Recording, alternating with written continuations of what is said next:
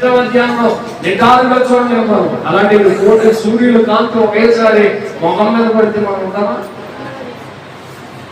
అందుకని దేవుడు లేదని మనం ఎప్పటికీ కూడా దేవుడు ఉన్నాడు. ఈ సృష్టి కలిగిందంటే మనుషుడు కలిగాడంటే మనుషుడు బ్రతుకుతున్నాడంటే జీవితం ఆ యొక్క సాఫీగా సాగుతుందంటే కొంతకాలం బ్రతికి మరలా దేవుడి దగ్గరికి దేవుడు పిలిచినప్పుడు వెళ్ళిపోవాలి. కాబట్టి దేవుడు లేడని బుద్ధిహీనులు అనుకుంటారట. అయితే దుష్టుడు అనుకుంటాడు. కానీ దావీదు అంటాడు, నువ్వు ఉన్నావు కనుక నేను దేవుడి ముందు ఉంటానయ్యా. స్తోత్రం చెప్పండి. దేవుడి మందు ఉండడానికి ఇష్టపడుతున్నాం మనం. మరొక మాట మీకు చూపిస్తాను. దుష్టుడు మరొకటి అనుకుంటాడు. చూడండి 10వ అధ్యాయం 4వ వచనం చదువుతాం. 10వ అధ్యాయం 4 చదువుతారా? ఇప్పుడు 2 చదువుతాం. చూడండి 2వ వచనం. దుష్టుడు గర్వించి దీనిని వడిగా తమ్ముచున్నాడు. వారు యోచించిన మోసక్రియలను తామే చిక్కుకుంటున్నారు. చాలా మంచి దుష్టుడు అంతా గర్వించి గర్వంతో మాట్లాడే దుష్టుడు చాలా మంది లోకంలో ఉన్నారు. గర్వంతో మాట్లాడతారు. రకరకాల ఆ గర్వపు చేష్టల వరకు వారి జీవితంలో కనిపిస్తూ ఉంటాయి. దేవుడు ఎక్కడ ఉన్నాడు అని మాట్లాడతారు. అంత మాత్రమే కాదు, ఇంకేం మాట్లాడతారు తెలుసు. అసలు నేను బతుకుతున్నానంటే దేవుడి సహాయం లేకుండా బతికాను. ఏమంటే దేవుడి సహాయం లేకుండా బ్రతుకుతున్నామా? ఈ గాలి దేవుడిచ్చింది కదా, ఈ వాతావరణం దేవుడిచ్చింది కదా, నివసిస్తున్న ప్రతి సంవత్సరము దేవుడిచ్చింది కదా, కలిగి ఉన్న సంవత్సరము దేవుడు లేకుండా ఏదైనా కలిగిందా? ఆయన లేకుండా ఏది కూడా కలగలేదు. ఆయన నోటి మాట ద్వారా భూమి ఆకాశంలో గాలిని సమస్తాన్ని ఆయన కలగజేసుకున్నాడు. ఆయనే లేదని మాట్లాడతారే. అసలు బుద్ధిహీనుడువా లేకపోతే గర్వపు మాటలు కదా అది?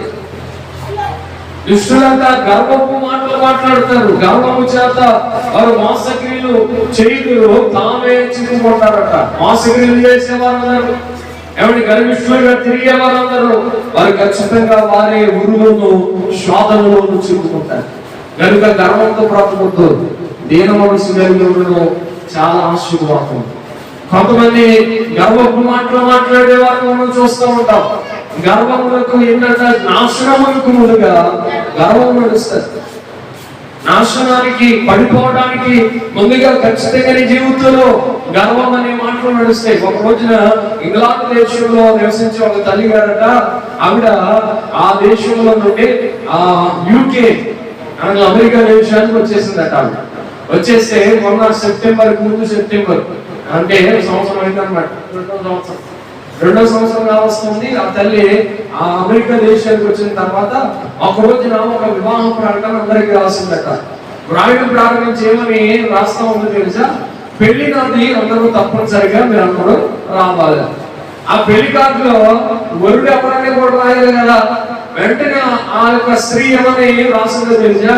వధువు పేరు ఆవిడ పేరే, వరుడు పేరు కూడా ఆవిడ పేరు. అంటే కార్డు చూసే వాళ్ళందరూ షాక్ అయింది. ఏమన్నా తప్పుగా పంటదా అని ఒకరెవరో ఫోన్ చేసి అడిగితే కాదు నాకు నేనే కొంతకాలం బ్రతికిన తర్వాత ఇష్టంగా అనిపించింది నాకే కనుక నాకు నేను పెళ్లి చేసుకున్నాను, గవర్నర్ పెళ్లి చేసుకోవట్లేదని చెప్పి. ఏమంటే ఆవిడే పెళ్లి చేసేసుకుంటున్నాను. ఇదేలాగా అని ఎంత అని మాస్టర్ గారిని పిలిపించారు. ఇప్పుడు ఆయన చెప్పాలి కదా, నిలబడి స్టేజ్ మీద ఈవిడికి పెళ్లి చేసుకుంటానంట, మనం అందరం చూడటానికి వచ్చాం అని ఆయన ఆవిడ పెళ్లి చేయడానికి ఆయన రిజిస్ట్రేషన్ మ్యారేజ్ గారు వచ్చారంట. నిలబడితే ఆవిడ ప్రమాణం చేయించారు. మొదలు ప్రమాణం ఎవరు చేస్తారు? ఆవిడ చేయాలి. నా జీవితంతో నీతో నేను ప్రాణం వేసుకుంటాను, ఇక జీవితాంతం వదిలిపెట్టలే, ఇంకా ప్రమాదాలన్నీ చేయడం మొదలు పెడితే ఇంకా అందరూ కూడా చూసి ఆశ్చర్యపోతున్నారు. ఇప్పుడు ఆడ మనిషి ప్రమాణాలు ఎవరు చేయాలి? ఆవిడే చేయాలి. 2 ప్రమాణాలు చేసిందట. ఇక్కడ వరకు బాగానే ఉంది. ఆవిడే పెళ్లి చేసుకుంది అని రిజిస్టర్ ఆఫీస్ లో ఆవిడ సంతకం చేసింది. అది చక్కగా రిజిస్టర్ అయ్యింది. కాబట్టి ప్రపంచం అంతా ఎత్తుకు వెళ్ళిపోతుందో చూడండి. ఎలా కొంతకాలం అయిన తర్వాత ఆవిడికి అలాగ బ్రతుకుతున్న రోజుల్లో ఆవిడకి మరలా అనిపించిందంట, ఈ 4 నెలల క్రితం నేను విడాకులు తీసుకోవడానికి ఇష్టపడుతున్నాను అన్నమాట. ఏం తీసుకోవడానికి అంటే విడాకులు తీసుకోవడానికి. ఎవరికెవరు విడాకులు తీసుకోవాలి? నాకు నేనే విడాకులు తీసుకుంటాను కోర్టులో ఒక స్టేట్మెంట్ వేసిందట. అసలు ఎవరండి మీకు విడాకులు ఇవ్వాలని అంటే ఎవరిని పెళ్లి చేసుకున్నారు మీరు అని జడ్జిగా రాకుండా లాయర్లు అడుగుతారు కదా. వాళ్ళు అడిగితే వాళ్ళతో చెప్తున్న మాట ఏంటో తెలుసా, నాకు మీరే పెళ్లి చేసుకున్నారు, నాకు విడాకులు నాకే కావాలంటాం. అదేంటి నీకు విడాకులు నీకే కావాలంటే నీకు నువ్వు పెళ్లి ఎలా చేసుకుంటావు అని అందరూ నిమిడిపోయారు, ఆశ్చర్యపోయారు. ఏమండి ప్రపంచం అంతా చూడండి, మనుషులు ఆడవాళ్ళని పెళ్లి చేసుకున్న సొసైటీ ఆ దేశ విదేశాల్లో కనిపిస్తా ఉంది. స్త్రీలు మగవారు ఏమంటే ఆడవాళ్ళని వివాహాలు చేసుకునే రకరకాల ఆ జీవిత వ్యవస్థ కనిపిస్తా ఉంది. అంత మాత్రమే కాదు, ఈ తల్లైతే కొత్త కాదు, ఈవిడే పెళ్లి చేసుకుంటాడు. కానీ జీవితాలు ఇటుపోతున్నాయి. గర్వం కాదే ఇదంతా కూడా. ఏమండి ప్రపంచం అంతా నాశనాన్ని వైపు నడిపించబడట్లేదా? గర్వపు శాస్త్రాల చేత జీవితాంతం కూడా వారు దేవుడు పెట్టిన ఆజ్ఞ ప్రకారం కాకుండా వారు స్వలాభం నిమిత్తం వివాహ కార్యక్రమాలను కూడా పక్కదావ పట్టించే వాళ్ళు జీవితాల్లో లేరా? ఒక వ్యక్తి అయితే కుక్కను మ్యారేజ్ చేసుకుందంట. ఏమంటే జంతువులు కూడా పెళ్లి చేసుకునే సమాజంలో పడుతున్నాం. ఎలాంటి సొసైటీలో ఉన్నామో చూడండి. డబ్బు పెరిగిపోతుంది. ఏమంటే లోకంలో అన్ని అవకాశాలు చేతికి వచ్చినాయి. అలాగే దానితో పాటు గర్వం కూడా మనుషులు పెరిగిపోయింది. స్తోత్రం చెప్పండి దగ్గరగా, చెప్పాలి దగ్గరగా. గర్వం కూడా మనుషులు పెరిగిపోతున్న ఈ రోజుల్లో దేవుడు అంటున్నాడు ఏదో తెలుసా, దుష్టుడు గర్వించి ఖచ్చితంగా తాను ఆ ఏది చేస్తాడో దానిలోనే చిక్కుకుంటాడు. వాడు ఇతరులకి గొడ్లు తీశాననుకుంటాడు, వాడు గొడ్లో వాడే పడతాడు ఒక రోజు. కనుక గర్వంతో నడవద్దు, చాలా జాగ్రత్త కలిగి మనం బ్రతకవలసిన వారు. దేవుడి ఉదాహరణలో ఒక మాట మీకు చూపిస్తాను. ఒక భక్తుడు ఉన్నాడు, ఆయన ఇలాగే గర్వంతో దానితో పాటుగా జీవితకాలం అంతా కూడా కొన్ని భయంకరమైన పరిస్థితులు అనుభవించాడు. చూడండి దేవుడి వాక్యంలో చూద్దాం. లూకాసు వార్త యేసు ప్రభువు వారు చెప్పిన మాట మనం జ్ఞాపకం చేసుకుందాం. లూకాసు వార్త 16వ అధ్యాయం 25వ వచనాన్ని మనం చదువుదాం. 25వ వచనం. అందుకు అబ్రహాము కుమారుడా, నీవు నీ జీవిత కాలమంతా నీకు ఇష్టమైనట్టు సుఖమును అనుభవించితివి, అలాగుననే లాజరు వాడి ఇక్కడ కష్టమును అనుభవించాలని జ్ఞాపకం చేసుకున్నాము. ఎప్పుడైతే వాడు ఇక్కడ నెమ్మది పొందుతున్నాడు, నీవు యాతన పడుచున్నావు. చాలు.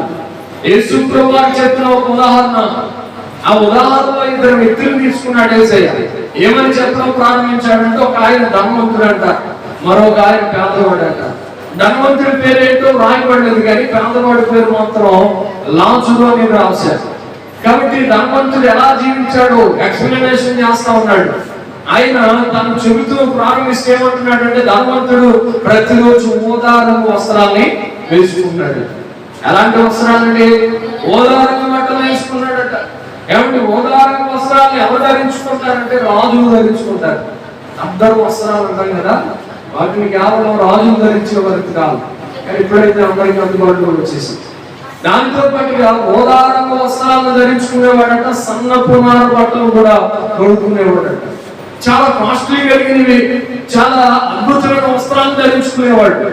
అయితే ఈ లోకంలో ఎంత సుఖానుభవాలను అనుభవించాడంటే, తన జీవిత కాలంలో కోరుకున్నదల్లా, కావలసినదల్లా, అనుభవించవలసిందల్లా, ఎవరి జీవిత కాలం అంతా కూడా దానికి సరిపోట్ల ధనము, సరిపడ ఆస్తి అతను కొన్న కనుక అతడు ఒక రోజు వేసుకునే షర్టు మరొక రోజు వేసుకునేవాడు. అంత అద్భుతంగా బ్రతికేవాడు. నేను అంటున్నాను, వస్త్రాలు వేసుకోకూడదండి అని అంటే వేసుకోవడం మంచిదే. విలువ కలిగిన వస్త్రాలు వేసుకోకూడదండి అని అంటే వేసుకోకూడదని వాక్యం తెలియజేస్తా ఉంది. మిగుల వెనకాల వస్త్రాలు మనం ధరించకూడదట. ఈ రోజు చూడండి, షాపింగ్స్ అని కొన్ని వేల రూపాయలు ఖర్చు చేసేస్తున్నాం మనం. కానీ దేవుడి పనికి వచ్చేసరికి తీసినారంతా పని చేస్తాం. క్రిస్మస్ వస్తే అసలు మనం క్రైస్తవులు కొనే బట్టలు అసలు దేశంలో ఎవరు కూడా కొన్నారు. స్తోత్రం చెప్పండి. క్రైస్తవులు కొనేంత షాపింగ్ అసలు లేకపోతే అంత బిజినెస్ ఎప్పుడు కూడా జరగదు. క్రిస్మస్ నెలలో జరిగేంత బిజినెస్. ఏమంటే అంత కోట్ల రూపాయలు హెచ్చించి, ధనాన్ని హెచ్చించి, ఎంత లేని వారైనా కనీసం 10,000, 20,000, 30,000 రూపాయలు లగ్జరీగా వాటిని తీసుకోవడానికి ఇష్టపడుతున్నారు. ఇలాగా మంచి మంచి వస్త్రాలను ధరించుకున్నామే. ఈ మంచి వస్త్రాలను ధరించుకుని మనం అందరం ఖచ్చితంగా ఆలోచన చేయాలి. మంచి వస్త్రాలు ధరించుకోకూడదండి అని అంటే వాక్యం ఉంటుంది ధరించుకోకూడదని. మిగుల వెలగల వస్త్రాలను ధరించుకోవాలి తప్ప విలువైన వస్త్రాలను మనం ఎప్పటికీ కూడా ధరించుకోకూడదు. ఏమంటే కాస్ట్లీగా ఉండకూడదు అని అంటే బహుశా దేవుడు వాక్యం ద్వారా ఉండకూడదేమో అలాగా. అందుకని తక్కువగా ఉండేదే మనము చాలా అద్భుతంగా ఉండేటట్టుగా దేవుడు చేస్తాడు. నేను అనే మాట ఏంటంటే, ఇంత విలువ కలిగిన వస్త్రాలు కొనుక్కునే ఈయన ఇతని జీవితంలో మాత్రం రక్షణ అనే వస్త్రం లేకుండా చూసుకున్నాడు. స్తోత్రం చేయలేదమ్మా. పై వేసుకున్న వస్త్రాలు అయితే విలువ కలిగిన తప్ప అతని జీవితంలో రక్షణ అనే వస్త్రాన్ని అతను సంపాదించుకోవాలి. మీరు మంచి మంచి బట్టలు కట్టుకున్నారు, మంచి మంచి వస్త్రాలు కొనుక్కున్నారు, ఏమంటే మంచి మంచి వాటిని మీరు సంపాదించుకున్నారు, మంచిదే. దానితో పాటుగా విలువైన రక్షణ వస్త్రం మీకుందా? దేవుడు ఇచ్చిన రక్షణ వస్త్రాన్ని మీరు సంపాదించుకుని కొనసాగించుకున్నారా?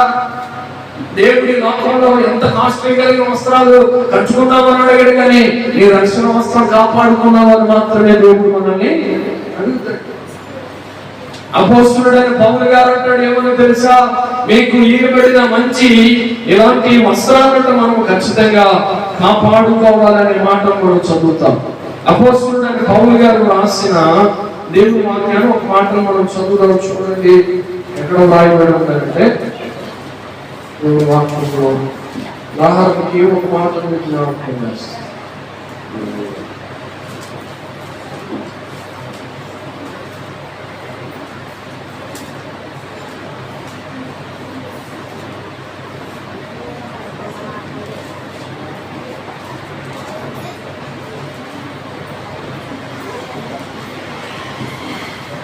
ఈ రక్షణ వస్త్రాన్ని కాపాడుకోమనే మాట దేవుని వాక్యంలో భయముతోనూ వణకుతోనూ దానిని కాపాడుకోమని భక్తుడైన పౌలయ్య గారు జ్ఞాపకం చేస్తారు. చూడండి, ఫిలిప్పీయులకు రాసిన పత్రిక 2వ అధ్యాయం 12వ వచనం దేవుని వాక్యాన్ని చదువుదాం. 2:12.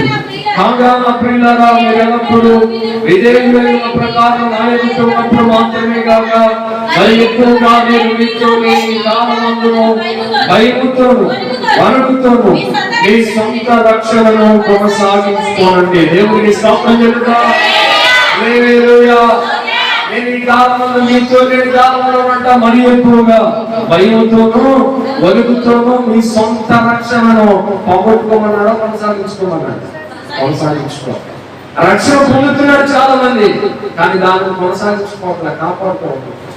దేవుడు ఒక రోజు మంచి వస్త్రాలు కట్టుకున్నావు అని అడిగాడు, కానీ కేవలము నీకు చనిపోయి పరలోక రాజ్యానికి మధ్యాకాశానికి వెళ్ళిన తర్వాత రక్షణ అనే దాన్ని పోగొట్టుకున్నావా లేకపోతే ఉండాలని అడుగుతాడు. ట్రైన్ ఎక్కిన తర్వాత టికెట్ టీసీ గారు వచ్చి టికెట్ ఉందా లేదని అడుగుతారు తప్ప నువ్వు జంతువులు పెట్టుకున్నానండి, మంచి మంచి పొగోడి పంచుకున్నానండి, ఏమంటే బిర్యానీ ఉందండి, అదంతా నీకు ఇచ్చేస్తానండి, టికెట్ కొట్టుకుని తీసుకెళ్ళి సార్ అన్నట్టు ఊరుకుంటాడా? నీ బిర్యానీ నీ జంతువులు ఏమి నాకు ఎవరైనా నేను వద్దు, నాకు కావాల్సిందల్లా టికెట్ ఉంటుంది. మనం మంచి మంచి వస్త్రాలు పెట్టుకున్నామా, మంచి మంచి వాటిని సంపాదించుకుని వెళ్తున్నామా, డబ్బులు ఉన్నాయా, అవేమి అడగడం, కేవలం మీ దగ్గర టికెట్ సంపాదించుకున్నావా అని అడుగుతాడు. మనము కూడా దేవాంతి దేవుడు ఖచ్చితంగా నీ రక్షణ కొనసాగించుకున్నావా, కాపాడుకున్నావా? రక్షణ అనే వస్త్రాన్ని నువ్వు నీ జీవితకాలం అంతా కొనసాగించుకుని కాపాడుకున్నావా లేదని మనం చనిపోయిన తర్వాత దేవుడు అడుగుతాడు. స్తోత్రం చెప్పండి. హల్లెలూయా. మంచి వస్త్రాలను కట్టుకునే వాళ్ళందరికీ నేను ఇచ్చే సలహా ఏంటంటే, మంచి వస్త్రాలు కట్టుకున్నావు తప్ప ఈ జీవితంలో మంచి రక్షణను కాపాడుకోవాలనుకుంటున్నాను. కాపాడుకుంటే మంచిదే, కాపాడుకోకపోతే చాలా ప్రమాదంగా ఉంటుంది. ఆయన చేసింది ఏంటో తెలుసా? ధనవంతుడు మరొకటి ఏం చేస్తున్నాడు తెలుసా? ఓదారం వస్త్రాలు ధరించుకుని అతనంట ప్రతిదినము సుఖపడిపోతున్నాడంట. ఏమండి ఏం చేస్తున్నాడు? ప్రతిదినము సుఖపడుతున్నాడు. మన జీవితంలో సుఖము ధనం ఎక్కువైపోతుంది, సుఖం చాలా మనకి దగ్గరగా అయిపోతుంది. పౌలయ్య గారే జ్ఞాపకం చేస్తూ అంటాడు, ధనాపేక్ష సమస్తమైన కీడులకు మనం శోధనలోను ఊరిలోను పడవేస్తుంది.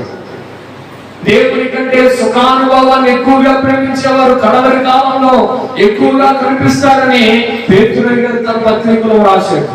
కాబట్టి మనం జ్ఞాపకం, మన జీవితంలో దేవుని కంటే సుఖాన్ని మనం ఎక్కువగా ప్రేమించుకోవడం. స్తోత్రం చెప్పండి. హల్లెలూయా. మనం దేవుని ఎక్కువగా ప్రేమించాలి, మందిరాన్ని ప్రేమించాలి తప్ప మనం ప్రేమించేది సుఖాది కాదు. కొంతమంది నిద్రపోతున్నారు, అసలు ఎంతకాలమైన నిద్రపోతారు. అసలు సుఖం అంటే ఎంత ఇష్టమో కొంతమందికి. ఏమండి, సుఖంగా ఉండాలని మంచి మంచి ఏసీలు కొనుక్కుని, ఏమండి ఎండాకాలం ఉండలేకపోతున్నామని ప్రతి ఇంట్లోనే ఏసీలు ఉంటుంది ఈ రోజుల్లో. చూడండి, ఆ చూసేవాళ్ళందరూ మా ఇంట్లో కూడా ఉంటే ఏసీ బాగుందని అనుకుంటున్నారు. అవునా కాదా? ఆ పని వచ్చేస్తున్నాయి గారు, మంచి ఏసీ కొనుక్కునే నాకు ప్రార్థన చేయండి. ఏం కొనుక్కోవాలి తల్లి? ఏసీ కొనుక్కోవాలి. ఎంత మహా అయితే 34,000 కదా, మంచిదే కొనుక్కున్నాం.